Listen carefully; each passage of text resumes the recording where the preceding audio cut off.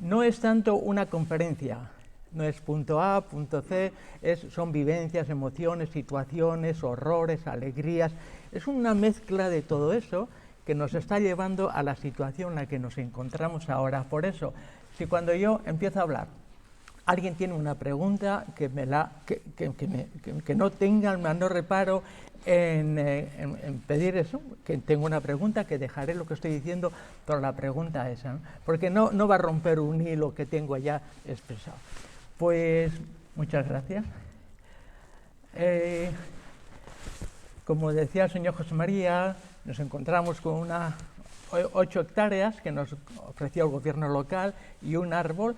Con eso empezamos a construir una escuela, pidiendo dinero por aquí y por allí. Se construyó la escuela. Primero fue una escuela profesional, pero Miseror, que es una organización internacional, bueno, alemana, perdón, tipo Manos Unidas, que está bajo el patrocinio de la Conferencia Episcopal Alemana, estos aceptaron ayudarnos a construir una escuela secundaria, pero con la perspectiva que les dimos nosotros. Ellos decían, no queremos formar jóvenes a un nivel casi universitario y luego dejarlos en la calle sin ninguna otra perspectiva. Entonces, incluimos dos aspectos en la formación, desde el primer año que empezamos allí. Por la mañana era la educación secundaria, teórica de la escuela secundaria, y por la tarde era la formación profesional. O sea que todos pasaban por agricultura, por economía, por carpintería, electricidad, por todos estos campos, áreas en las que después podían conseguir un trabajo, pasaban por todo eso. Por la mañana era teoría y por la tarde era solo práctica, entre árboles, plantas, hierros, piedras, y eso es lo que motivó a los alemanes a hacerse cargo de nuestra escuela, y hasta ahora nos están ayudando.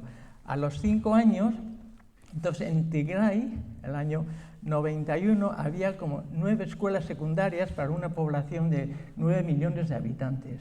Entonces, cuando ya hay libertad de acción, y poco a poco empezaron a crecer las escuelas profesionales, las escuelas de educación secundaria. Entonces, el gobierno local nos pidió que dejáramos la educación secundaria y nos centráramos más bien en la educación profesional. Y en nuestra educación profesional, la agricultura tiene un campo muy fuerte y somos un referente muy fuerte en Tigray, para toda la región. Y el señor Pujol me comentó a mí que la Universidad de Lleida pues, es un referente nacional en cuestión de agricultura. Y dice, bueno, a ver si ponemos 2 y 2 juntos. Y antes de salir de allí, el presidente del Instituto de Agricultura de Tigray me llamó, o se presentó a mí, con el presidente del Instituto de Enfermedades Contagiosas. O sea, uno para la agricultura y la salud. Los dos vinieron y se presentaron delante de mí. Me dijo, os conocemos, tenéis todo nuestro apoyo, tenéis todas nuestras puertas abiertas y nos gustaría que el de salud nos dijo que presentarais esto de nuestro instituto de investigación referente al SIDA, porque el SIDA sigue siendo un problema, agravado ahora con el corona. Y con estos 2 años de guerra no ha entrado una aspirina al Tigray. Todos los que estaban en el programa de antirretrovirales pues no han podido seguirlo. Algunos de ellos han muerto y muchos tienen ya la tuberculosis, que es una enfermedad que prácticamente la teníamos resuelta. Entonces piden ayuda para que ya hablaremos. Ahora solamente mencionarlo. Y también el de agricultura presenta no es el proyecto, como un anteproyecto. Si aceptáis, pues se trabajaría el proyecto, ¿no? Y ahí también pues tenían varios centros de investigación en agricultura que funcionaban muy bien. Todo ha quedado arrasado. Entonces, claro, es un proyecto, empezando de nuevo, pues no sé si está por los 74 millones de euros. Claro, cuando uno habla de 74 millones de euros, me dice, ¿a dónde vas tú, no? Pero cuando uno empieza desde que... Y no tengo nada contra el apoyo de Ucrania, contra el apoyo a Turquía, cuanto más les den mejor, ¿no? pero al menos las migajas que caen de las mesas de Ucrania y de Turquía nos vendrían bien. Solo pedimos las migajas. Entonces, 74 millones, si vienes a pedir a una institución como una universidad, pues me parece que las cuentas bancarias no darían para tanto, ¿no? Pero quizás de aquí tengamos el poder de acercarse a instituciones en las que ese dinero está ahí. Porque en cuanto Rusia entró en Ucrania, empezamos a oír del Johnson, el inglés, trillones de por aquí, trillones de por allí, y el otro más trillones, y el otro más trillones, ahí va, y más tanques, y más misiles, y más, y todo el pobre. Los refugiados no eran, vamos a llamarlos refugiados de Ucrania, tienen las puertas abiertas en Europa, y todo lo que se hace por ellos es poco. Cuando hay tanto potencial económico, material, de todo que llega a las puertas de estos seres que padecen, y me parece que tienen un derecho. Pero aquí es lo que vemos nosotros, ¿no? Claro, nuestra guerra es una guerra desconocida porque no ha habido ni un solo periodista que ha podido entrar a Tigray. No ha habido ningún solo político de la Unión Europea o de la ONU o de Estados Unidos o de cualquier gobierno que está representado en Addis Abeba, ni un solo político o ningún solo mandatario que le ha exigido al primer ministro nuestro: déjanos entrar en Tigray, déjanos ver qué pasa en Tigray, qué ocurre allí, cuál es la situación del Tigray.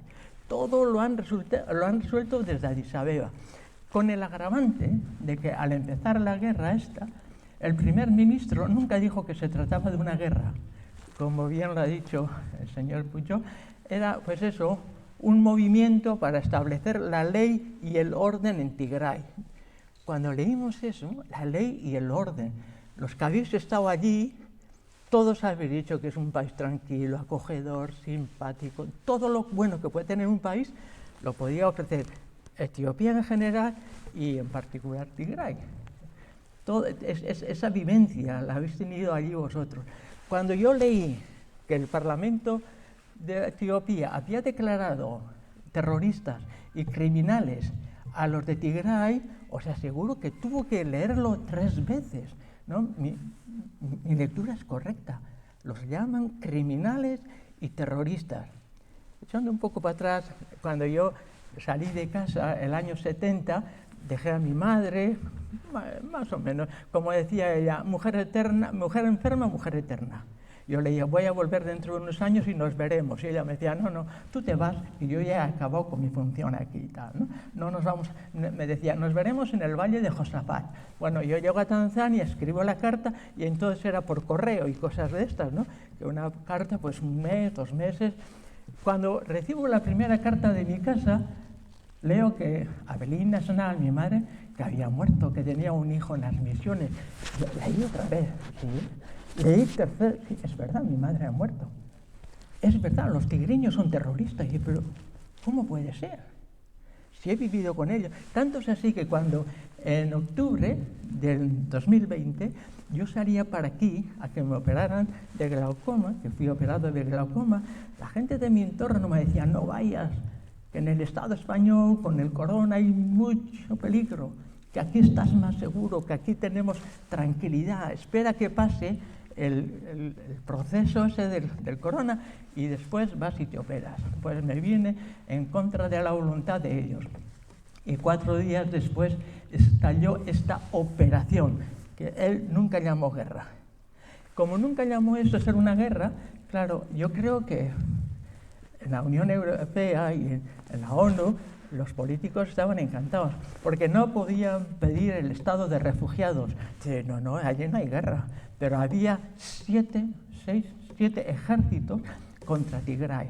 Tigray, que somos 7 millones, enfrenta a unos 120 millones de personas.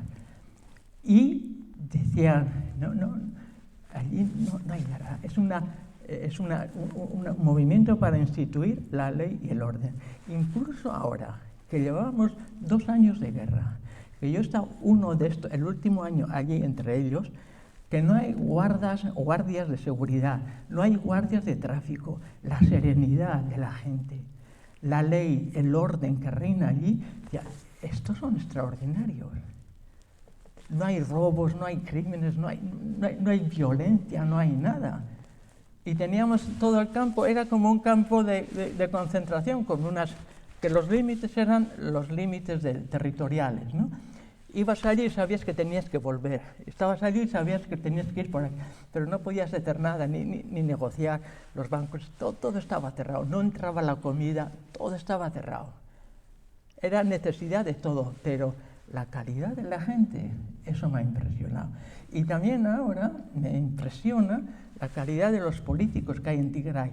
Cuando al primer ministro se le oía hablar en la televisión, ¡wow!, eran todos gritos y los vamos a acabar con ellos y no sé, pero toda una arenga para decir, tenéis que venir a parar a los tigreños, aunque no sea más que con palos y con hachas, pero los tenemos que parar en la carretera. A 30 kilómetros de Addis Abeba estaban ya los tigriños. En ese grupo de tigriños había huérfanos de nuestro entorno que se habían alistado voluntariamente. Y cuando les dijeron que teníamos que volver a Tigray, decía, ¿por qué? Pero si lo vemos, si Addis Abeba está ahí, si no nos falta nada más que un par de días para llegar allí y tal, ¿no? Sin embargo, volvieron. Y el primer ministro empezó, ya los estamos echando, los estamos persiguiendo, están huyendo y cosas de estas. Cuando les pregunté a estos chicos la vuelta, decían, tranquilamente, aún sin entender por qué no llegamos a Addis Abeba. Y el que no llegaran a Addis Abeba debió ser porque el gobierno inglés les preguntó a los tigriños, ¿vais a quedaros en Addis Abeba cuando lleguéis? Nosotros no tenemos ninguna intención de quedarnos en Addis Abeba, solo queremos que se abran las fronteras que impiden que los bancos funcionen, que llegue la medicación, que haya comercio. Solo queremos eso. Entonces, por favor, no entrar en Addis Abeba porque vais a crear un cacao aquí, y así dejaron de ir a Addis Abeba y volvieron a Tigray. Pero con una serenidad, todo, con una tranquilidad, comparando con nosotros. Y ahora, pues, aquí vengo a todo este paréntesis, es para hablar de que tengo toda la confianza de que el gobierno del Tigray, cuando me ha dicho apoyaremos, estaremos con ellos, tendrán nuestras bendiciones. Y esto es lo que vengo a exponer aquí. O sea, no es tanto, que también puedo comentar algo de lo de la guerra, no es tanto lo que ha pasado, sino lo que tenemos que hacer. Lo que a mí me motiva a estar aquí es el futuro, que aún tenemos mucho futuro. Y yo creo que ese futuro está en buenas manos. Se habla porque los tigriños casi como que se han vendido. Los de la Unión Europea y toda esta buena gente les decían a los tigriños y a los de Addis Abeba, tenéis que negociar, tenéis que hablar, tenéis que sentaros. Y dice, ¿quién puede negociar con un terrorista? Si lo hemos visto aquí. Si alguno es terrorista, nadie puede negociar con un terrorista. Entonces allí decían a esos terroristas de Tigray que hablaran con los de Addis Abeba. Y los de Addis Abeba, si les cogen a esos terroristas fuera del territorio de Addis Abeba, los meten a la cárcel. O sea, a ninguno de aquí se le ocurrió preguntar al primer ministro qué razones tenéis para declararlos terroristas. ¿Alguna razón de peso? Nada. Son terroristas y no pudieron entrar. Son terroristas y no dieron un paso por entrar allí. Sin embargo, cada vez que se juntaban le decían al primer ministro, como no seas bueno, te vamos a quitar estos millones y estos millones y estos millones.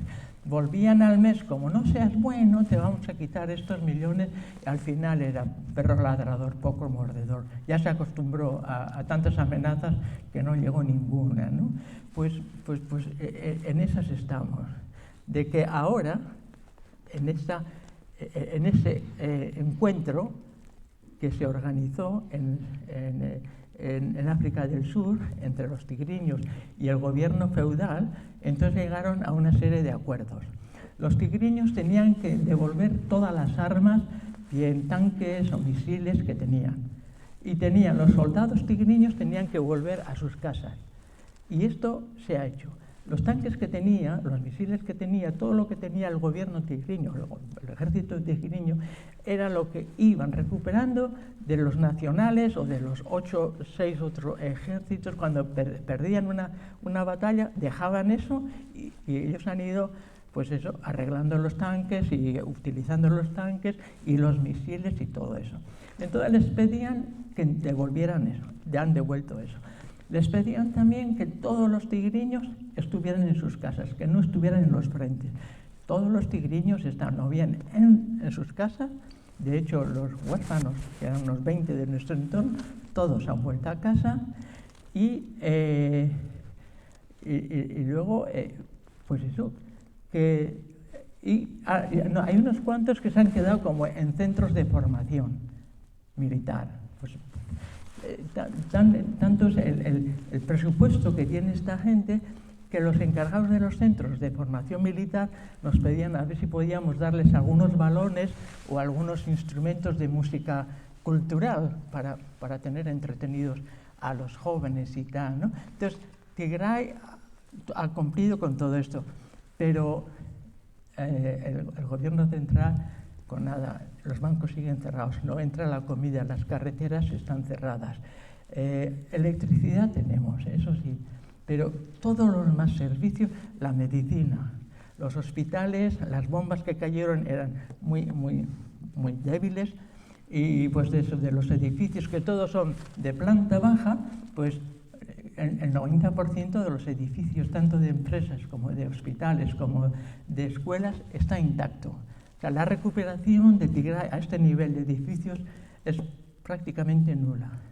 Pero aquí nos vamos a encontrar con un problema muy serio. Es nula para el presupuesto de aquí, pero para una persona que tenga que reconstruir una pared o un techo o unas ventanas, cuando han estado 2 años y pico que no ha habido trabajo, los funcionarios llevan 2 años sin cobrar el sueldo, porque del gobierno central a Tigray no ha entrado un duro. Entonces en Tigray no hay dinero. Ya llevan 2 años maestros, enfermeros, trabajando sin tener un duro. Los que tenían tiendas, nada ha podido entrar ni salir de Tigray. Todo eso está bancarrota. Entonces ahora cuando se empiece a funcionar, luego también no se han pagado las rentas de las casas. El gobierno local pidió a los que tenían habitaciones en renta que por favor no pidieran y que no echaran a nadie que no haya pagado la renta. Pero esto, cuando empiece a funcionar todo, cada uno empezará a pedir que se le pague lo que se le debe. Entonces, alguien que empiece ahora a trabajar va a empezar a trabajar de cero. Posiblemente no tenga ni suficiente para su propia alimentación. Hay gente que va a empezar a seguir a pedirles, paga la renta, paga esta obra, paga lo que sea. Esto, comparado con lo que ocurre con los presupuestos, ayer leía que para Turquía solo el trabajo de las obras, pues se pedían unos 100.000 millones de dólares. Nosotros con 100.000 millones no sabríamos lo que hacer con ese dinero. Son las migajas de esos 100.000 millones y no nos va a tocar. Yo creo que aquí la gente está más impresionada viendo caer esas bombas, destrozando todo lo que están destrozando, que es horroroso. Están más impresionadas que el hecho de que en Tigray pues sean unas 800.000 personas que en 2 años han sido asesinadas. Esto no nos quita el sueño. Sin embargo, lo que vemos que no es un comparar, pero es un enfrentarte a la Unión Europea, enfrentarte a la ONU. Pero ¿cómo es que tenéis abandonada a esta gente? Con la calidad que tiene esta gente, la calidad humana, la calidad política, incluso la calidad militar, porque más que calidad militar era el compromiso, porque muchos de estos jóvenes, cuando se alistaron, vieron cómo a sus madres las violaban, a sus hermanas las violaban, a sus madres las mataban, a un abuelo que se negó a violar a su nieta le pegan un tiro. No importa que haya muerto o no. Luego le violan a la hija y le cortan un brazo, pero aquí los hombres también tenemos de que los machos en la humanidad, como 20 hombres, 20 soldados, pueden tener un deseo sexual, una erección y un orgasmo, me imagino que lo tendría, con una mujer atada, aterrorizada, miedo, temblando, llorando. ¿Cómo un hombre puede tener una relación sexual con una persona así? Y eso está por el lado nuestro. Una cosa pero ¿qué hacemos nosotros los hombres? Y aquí la violencia sexual también viene de los hombres hacia las mujeres, ¿no? Creo que si se habla de lo del género y todo eso, y ya tendríamos que empezar en las escuelas con niños, desde pequeñitos, enseñarles que no, que la mujer es otra cosa, que la mujer es otra cosa, ¿no? Y pues eso es lo que encontramos allí, que todo esto, los de la Unión Europea lo salen, los de la ONU, el 16 de noviembre del 21, prácticamente a los 7 o 8 meses, no, de abril, perdón, del 21, de la oficina de la ONU, creo del secretario general, de Antonio Guterres, salió un documento diciendo que nunca se ha visto un abuso, bueno, una crueldad tan en la violación a las mujeres. Nunca se ha visto y creemos que nunca va a poder ser peor que esto. Bueno, pues eso fue el comienzo de algo mucho, mucho, mucho peor. Después de abusar de una mujer, meterle piedras por los ovarios, un clavo candente, han hecho burradas. Y esto no quita el sueño a nadie. Y aquí, un pequeño paréntesis también, el que la mujer aquí tenga que luchar por sus derechos es absurdo. Una sociedad civilizada como la nuestra, que vamos de modelos en el mundo, en el occidente, ¿no? Toda la democracia y los derechos de libertades y tal, pero que una mujer tenga que implorar, demostrarse para exigir sus derechos, es que esto es absurdo. Yo no me siento un hombre, yo me siento una persona. Y yo veo mis derechos como persona, no como hombre. Y me imagino que cualquier mujer se tiene que sentir primero persona y luego hombre. Y ahí estamos a un mismo nivel de derechos. Pero no lo hemos entendido. Aquí la mujer tiene que salir a la calle, tiene que gritar, tiene que hacerse oír. Pero nuestros oídos están sordos. Los oídos masculinos yo creo que están sordos. Porque creo que yo no tengo derechos porque tengo un carnet de un estado X. No tengo derechos porque pertenezco al grupo de los hombres o al grupo de las mujeres. Yo creo que todos tenemos el mismo derecho como cosmopolitas. No hay ni reyes, todos somos cosmopolitas y todos tenemos el mismo derecho. Pero eso se nos escapa. Entonces, por encima de los poderes de los políticos, si un político tiene autoridad para intervenir en una manifestación que no le va violentamente, ¿cómo puede un gobierno tener una actitud violenta contra su propia gente? Es que esa gente, ¿a quién puede recurrir? A nadie. Estos jóvenes que vienen de Europa, o que vienen a Europa, que están atravesando el continente con tantos problemas como gente que muere y todo esto lo sabemos, ¿no? Estos hombres, estas mujeres, en cuanto salen de su país, que normalmente salen o bien por cuestiones bélicas o bien porque quieren mejorar su vida y en el país en el que están no van a ser capaces de mejorar su vida. Entonces, estos, pues, en cuanto pisan un país que no es el de ellos, no hay nadie que los proteja. No tienen a dónde recurrir.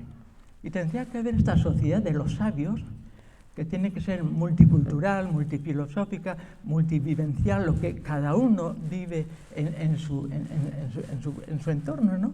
Y estos tendrían que ser lo que les puede decir a un gobierno X. Estos tienen derecho. y si no tienen derecho, no entres nunca con las armas. Pero esta sociedad no existe. La gente que está a estos niveles, muchos están abandonados. Miles de personas desplazadas, miles de personas refugiadas, miles de personas que buscan un estado de vida mejor. No tienen a dónde recurrir, no hay, y son cosmopolitas. Yo creo que es lo que nos falta, que no tengamos que recurrir a que un gobierno piensa así, el otro piensa así, a que tengan un gesto por aquí y otro gesto por allí. No es cuestión de gestos, es cuestión de derechos. Y creo que los gobiernos de Occidente, que es el alma del mundo, que lo que Occidente piensa, eso es lo que vale, ¿no? Pues todo esto para los políticos de aquí pues no cuenta, ¿no? Ellos son la fuerza. Y aquí también pues es un poco viniendo al hecho del feminismo con todo el derecho, que es una pena que una mujer tenga que luchar por eso, porque es tan persona como yo, o yo como ella, pero aún pues tienen que luchar. Pero lo que yo veo también que al interior de la ONU, al interior de la Unión Europea, al interior de la Unión Africana, al interior de estas instituciones madres, que son las que llevan por delante el mundo, hay muchas mujeres. ¿Y cómo estas mujeres no pueden reaccionar ante el hecho de que cientos, miles de mujeres hayan sido violadas tan brutalmente? ¿Cómo no pueden reaccionar o cómo no se preguntarán cómo estarán las madres de estos jóvenes que tienen que salir andando en pateras desde sus casas para llegar aquí, hasta Europa? Y cuando estos jóvenes han llegado a Europa, después de todos los problemas que tienen ahí, se encuentran con lo peor. Se les recibe con concertinas, con perros, como se recibe a un ladrón o a un criminal. Lo peor está cuando ellos creen que ya hemos llegado, estamos ya a 20 kilómetros de entrar en Europa. Entonces es cuando empiezan los problemas. Y no tienen a quién recurrir. No hay una institución humana a la que puedan recurrir y decir, bueno, tener un carnet de identidad de cosmopolita, ¿no? Y ahí también entraría pues hasta los árboles, todos pertenecemos al mismo cosmos, ¿no? Esto es, entonces yo me pregunto cómo estas mujeres en esos lugares tan fuertes nunca se preguntarán cómo estará esta madre, cómo estará esta abuela, cómo estará esta familia ante el hijo o la hija que anda por ahí, ¿no? No se pregunta. Luego, volviendo al caso de Tigray, la ayuda humanitaria que reciben en Tigray, cuando reciben, y en 18 meses, esta ayuda humanitaria en Tigray, los que más veces las han recibido son 3 veces, cuando tendría que ser cada mes, o sea, cada 6 meses. Consiste en 15 kilos de trigo, 1/4 de litro de aceite y 4 kilos de un cereal para hacer un puré. Eso, no hay ni un jabón. Todo esto de calorías, proteínas, vitaminas, olvídate de todo eso. Y eso encima no llega. ¿Cómo estas mujeres de aquí, hace poco un profesor del Colegio Politécnico iba a su casa encantado y decía, he recibido los 15 kilos de trigo, mis hijos van a comer algo sólido durante un mes. Pero estaba entusiasmado con estos 15 kilos de trigo. ¿Y cómo es que estas mujeres de aquí no se preguntan qué ocurre con nuestras mujeres allí? Que no pueden alimentar, como decía Regat, la chiquita que hoy no está aquí, a veces ella ha llegado a tener a 30 personas en su casa, dándoles de comer, durmiendo en su casa, dejando su habitación para que esta gente durmiera en su casa. La comida en que se reducía a 2 cucharas de trigo asado, eso es. A veces era agua con sal. Esto era la comida de la gente. Pero que esto no cree un problema a las feministas, digo, pues a las mujeres, esto es muy serio. O sea que hay el problema de las feministas, que es un problema absurdo, porque lo hemos creado nosotros, los machistas, los hombres en general, pero luego está el problema que al interior de las mujeres hay mujeres que no, y que ven, yo he visto a madres que no podían ya con sus hijos, porque les ponían la papilla en la boca y ya no tenían fuerza ni para tragar la papilla. Que una muerte por una guerra, que el niño se ha ido a acostar y por una caída de una guerra, un dron horroroso. Pero cuando ves a tu hijo o a tu hija día tras día perdiendo kilos, perdiendo la figura humana, una cabeza así, una tripa así, unos pies así, día tras día, que eso puede durar, esto tiene que ser aterrador y eso no nos quita el sueño. Y hay dinero, cuando vemos la cantidad de dinero que se está poniendo con todos los derechos por parte de los ucranianos, pero que ni siquiera las migajas de eso llegue a estas mujeres. Como decía antes, yo creo que aquí también para el público en general impresionan más las bombas que están destrozando todo lo que destrozan, más que 600.000 personas que hayan sido, porque estaban en la calle en ese momento, sin más, los han matado. Porque salían de la escuela, los han matado. Porque salían de la iglesia, los han matado. Sin más, esto no cuenta. No nos quita el sueño, pero ver esas casas que se caen y la de millonadas de lo que sea que se van a invertir para que eso resurja, que me parece muy bien, pero no vamos a tener acceso a esas migajas para que esta gente pueda construir la pared que se le ha caído, el techo que se ha estropeado, o que el hospital pueda poner la pared torcida derecha, o la fábrica de zapatos. Una fábrica de curtidora y fábrica de zapatos en Bucro, que igual algunos la habéis conocido, que daba trabajo a 1.500 personas. Entonces, ahí las bombas lo mismo. Han tocado un poco una pared. Como es un edificio de planta baja, de ladrillos y tal, la reparación, el gasto es ínfimo, mínimo. Pero no vamos a recibir dinero para eso. Ahora, cuando los soldados entraron allí, entonces arrasaron con todo, toda la maquinaria. Lo que pudieron llevarse, se llevaron. Lo que no pudieron llevarse, o lo quemaron o lo destrozaron. Entonces tenemos toda una industria, como las instituciones estas de agricultura y de salud, que están destruidas. Y que lo que hay se necesita es reconstruir. Yo creo que la actitud, la calidad de los tigriños es una garantía de que si se pone uno, ese uno va a florecer. Porque todos, esta guerra es lo absurdo de todas las guerras, y sobre todo también de la nuestra, es de que cuando Tigray hizo unas elecciones en mayo, julio, por ahí, del 2020, que no fueron aprobadas por Addis Abeba, pero las hicieron, decían, no se puede hacer elecciones por el coronavirus.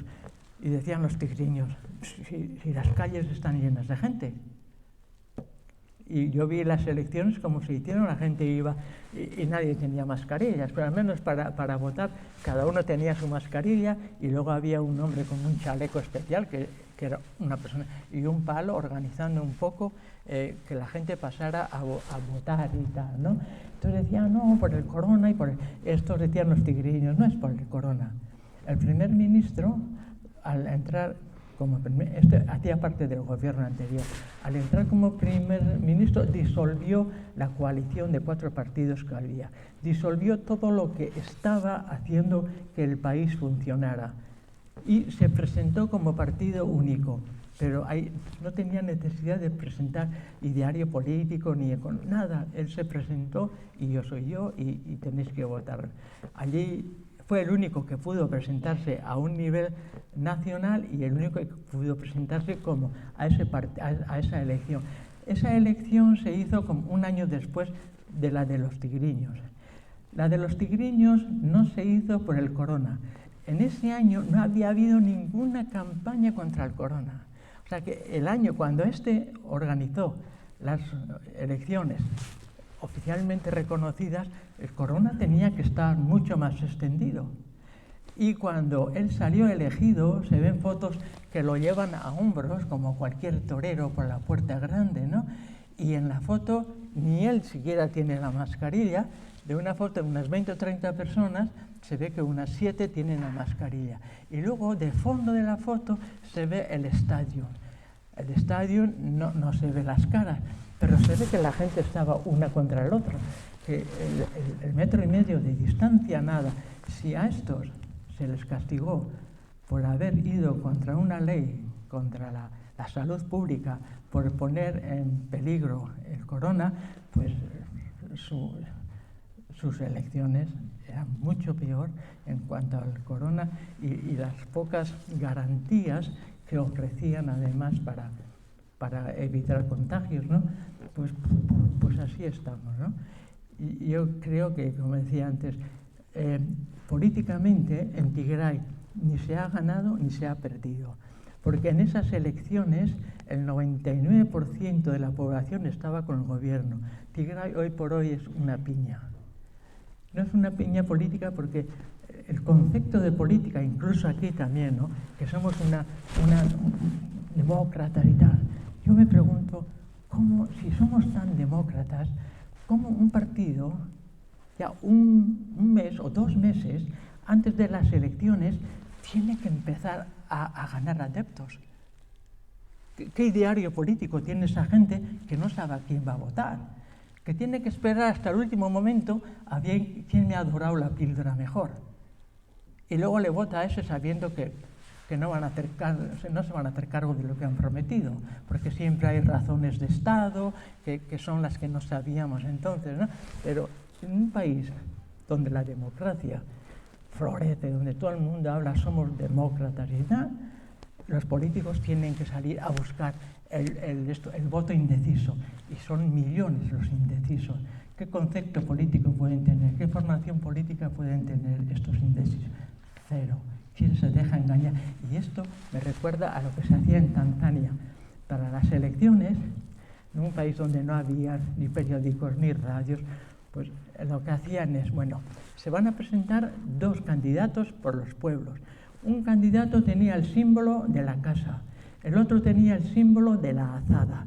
Entonces la gente decía, si tienes una casa y no tienes azada, se te va a caer la casa. Entonces le votaban al de la azada, sin mayor compromiso político. Pero aquí es lo mismo, poco más o menos. ¿Quién me ha dorado la píldora? ¿Quién me ha dicho lo que yo quiero? Ah, me voy con este. Y luego lo que hará él pues, no tiene nada que ver con lo que tú piensas. Pues esto en Tigray no existía. El 100% de la población estaba con este partido, porque Tigray es una piña. Luego había otros 3 partidos tigriños que se presentaron, una minoría. Entonces, ninguno de esta minoría sacó un escaño. El gobierno local les ofreció 20 puestos en el Parlamento con derecho a expresar lo que su ideario político, pero no con derecho al voto. Bueno, al menos podían tener ya una carrera de cómo funciona todo eso y tal, ¿no? Pero la población estaba con ellos. Entonces, esta guerra, políticamente, a Tigray no le ha supuesto nada. Lo que sí le ha supuesto es pues, todas estas destrucciones, ¿no? Y políticamente ellos nunca se presentaron por la independencia, nunca. Cuando yo entré allí en enero del año pasado a Tigray, después de haber estado pues, un año fuera, ¿no? En las calles ya empezaron escritos, y también en los saludos finales, Tigray Teser, que quiere decir Tigray sobrevivirá. Entonces, todos los programas de radio acababan con Tigray Teserá, pero no había arengas y cosas de esta, era una cosa tranquila, serena y tal, ¿no? El saludo de la gente ya había entrado eso, Tigray Teserá. Poco a poco, al final, quizá pues eso, medio año antes, ya el gobierno de Tigray empezó a presentarse como gobierno del Tigray, como ya independientes de Addis Abeba. Pero nunca dijeron, somos libres, estamos trabajando. No, ya que no tenemos otra opción, pues vamos a presentarnos con poder delante de nuestra gente, que es la que nos ha elegido y tal, ¿no? Entonces, cuando los tigriños también firmaron con los nacionales la paz, o TB la paz, en África del Sur, eran todo besos y abrazos. Y dije, oh, ¿dónde está la cuchilla, el cuchillo trapero? ¿Cuándo vendrá la cuchillada? Porque eran todos y los de la Unión Europea, wow, lo que se ha conseguido, los de la ONU, lo que se ha conseguido, los de uy, qué bien, cómo nos queremos y tal. Y los tigriños, ¿dónde estamos? ¿Qué es esto? Hace poco éramos enemigos viscerales porque el primer ministro llegó a decir que Tigray era el cáncer de Etiopía y que el cáncer hay que erradicarlo. Llegó a decir a los campesinos, que el 85% de la población es campesina, que el Tigray era la mala hierba del campo. Y un campesino, ¿qué hace con la mala hierba? La erradica. Entonces, Tigray tenía que desaparecer del mapa, que era antes de ser un genocidio violento, fue un genocidio social. No los necesitamos, que desaparezcan, no han existido. Y los de aquí, pues, te alabamos, Señor, ¿no? No han movido una ficha, ni moverán una ficha, porque después del 2 de abril de noviembre del año pasado, entonces Tigray tenía que tener todas las fronteras abiertas, tenía que entrar el dinero, las carreteras tenían que estar abiertas, los bancos tenían que recibir dinero, la comida tenía que tener libre acceso, y hasta hoy la comida no tiene libre acceso. El gobierno central no ha cumplido nada de todo esto. Sin embargo, como decía antes, los tigriños sí, pero a estas mujeres, que a estas alturas, ni siquiera los 15 kilos de trigo. No vamos a hablar, nosotros tuvimos la oportunidad de comprar no sé cuántas pastillas de jabón para los huérfanos y tal, ¿no? Pero hay familias que no han tenido en 2 años una pastilla de jabón. Y siempre se ha oído que la vida por persona fue aumentando según iba aumentando la higiene. A mayor higiene, menos enfermedades, más salud. Pues allí hay gente que en 2 años no ha tenido acceso a una pastilla de jabón. Y esto no nos quita el sueño. Yo puedo, no sé si ya tengo a José María, gracias, pero ya me dicen que... Bueno, pues esto es, que para mí hay gente serena en Tigray. Hay gente que dice, si alguien quiere, además de los políticos de arriba, si alguien quiere echarnos una mano, lo recibiremos, lo acogeremos, presentaremos ante estas instituciones y claro, el anteproyecto que ellos presentan está dirigido a todo quien pueda ayudar. O sea, no es el que coja todo este proyecto. Si tú dices, de este proyecto yo me encargaría de esto, pues bueno, de este proyecto yo me encargaría de esto. O sea, está dirigido a todo quien de alguna forma quiera echar una mano. Y aquí estamos. Y luego también a otro nivel, más no tan de tantos millones, pero a nivel del euro diario. Con un euro diario la gente come. Y ese euro nos encontramos como delante de un muro. Es difícil conseguir un euro diario. Hombre, no es un euro para este día y para mañana y para el mes que viene y para el año que viene. Porque yo creo que cuando ya Tigray empiece a ser independiente, si la agricultura empieza a funcionar, porque el 85% de la población es agrícola, pues habrá un momento en que igual no necesitaremos ayuda. Y una pequeña puntilla, que igual no necesitaremos ayuda.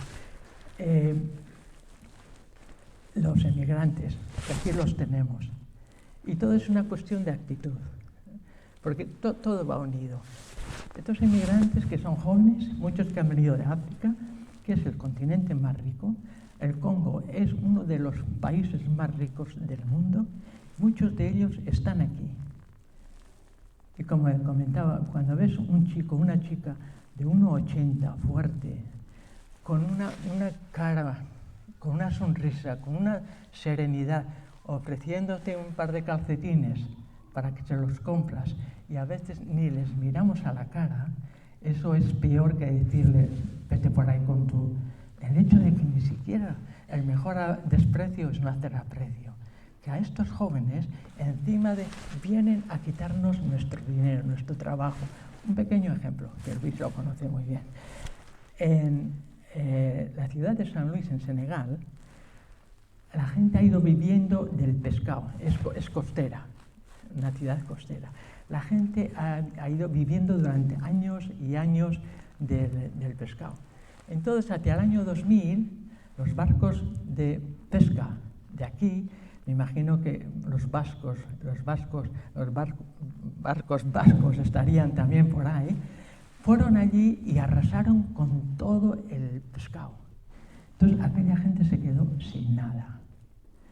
Entonces, hubo un movimiento de jóvenes que venían a Europa, porque no tenían muchas madres que se quedaron con los niños y los padres para buscar trabajo en Europa, porque aquí les habíamos comido el pescado y a ellos les hemos dejado con las manos en el bolsillo. Entonces esta gente viene aquí y lo mismo con el pescado, con el coltan, ahora también con el grafito, que debe ser un material que necesitan las baterías en los coches híbridos o esto también viene de Mozambique, mucho de esto, y este material se procesa en Luisiana, en Estados Unidos. En vez de crear un trabajo allí, crea trabajo en Estados Unidos y allí miseria. Y todo, con toda la materia prima, esto. Y a Europa le interesa tener África arrodillada, porque si un día decimos vamos a desarrollar la industria in situ allí, donde producen coltan, vamos a la industria alrededor del coltan, donde está el pescado, la industria alrededor del coltan, donde está el grafito, donde está el cobalto, donde está el petróleo, donde también está el gas líquido, hay de todo. En vez de crear puestos de trabajo allí para que los africanos no tengan que venir aquí, creamos puestos de trabajo aquí, creamos industria aquí, creamos riqueza aquí, y al africano que se le ocurre venir aquí lo escupimos. Somos malos, ¿eh? Es que encima vienen a quitarnos el puesto, les hemos quitado el pan. ¿Dónde está el pan? Aquí seguimos rezando los que aún podamos rezar el pan nuestro de cada día, desgraciado, pero si estás de banquete en banquete, ¿cómo puedes pedir el pan nuestro de cada día? Pide el pan de estos, que nosotros estamos quitándoles el pan, porque en un banquete nuestro podría faltar un poco de pan, cuando mucho pan va a ir a la basura. Pues no sé, se puede seguir, ¿no? Pero aquí estamos. Y lo malo es que no estamos mendigando, ¿eh? No es mendigar, es cuestión de derechos. Y también decir que mientras la sociedad esté en manos de nuestros políticos, de nuestros economistas, no hay solución para el mundo.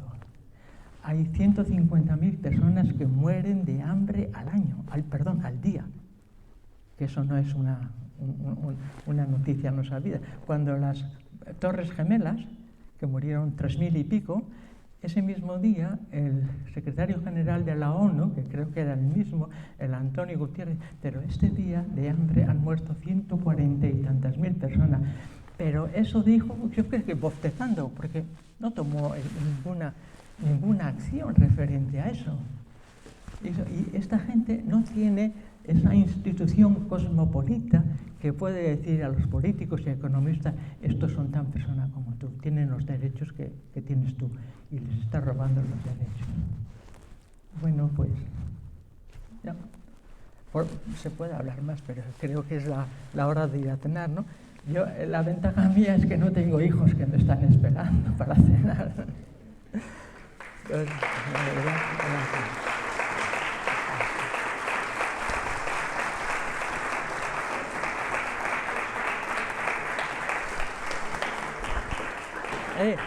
Bueno, y aprovechar la ocasión para agradecer al pueblo de Lleida, de Mollerussa, todos estos que estáis haciendo que muchos niños y madres puedan comer todos los días.